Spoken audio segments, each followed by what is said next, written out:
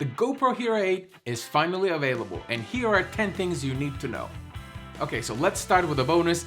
The stupid cage is finally gone. You don't need it with the new Hero 8 because it has actually 2 foldable rings under the unit, so no need for that idiotic cage anymore. Okay, the first things first. Now we have 100 bits available for 2.7 and 4K resolutions, which is fantastic because until now GoPro was, I think, around 70 something, so now it's over.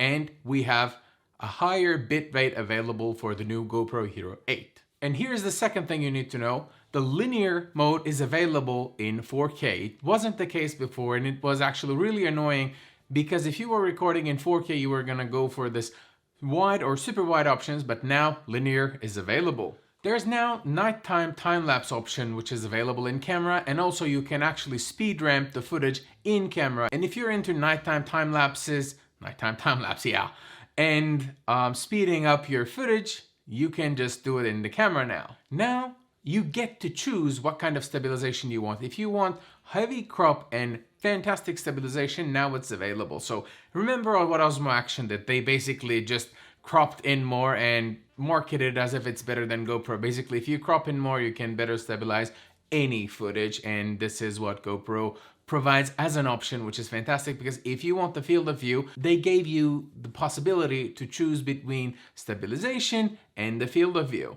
And since we mentioned the Osmo Action, very similar to Osmo Action, now presets are available for the GoPro Hero 8 Black. You know, you can just quickly switch between some settings that you want. Like if you're going for 240 frames per second and 10 dB, it could be easily clickable. And then if you want to switch between Pro Tune and Auto, you can also do that. And again, there are also tons of other options related to audio or video quality.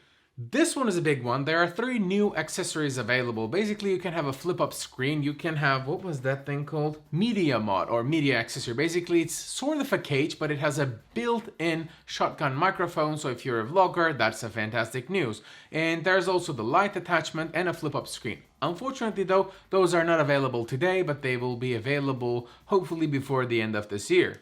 Now, you know, with GoPro Hero 7, GoPro introduced the live streaming directly on YouTube. It was only available in 720p, now it is upgraded to 1080p, and I love it. This one is a simple one, but yet it was missing from GoPro so far. GoPro Hero 8 offers grids on your screen so you can better compose your shots, and also the GoPro app now offers auto leveling so you don't end up with a crooked footage. You don't need to use third-party apps. GoPro's own app now provides it. And the next one is about the microphones.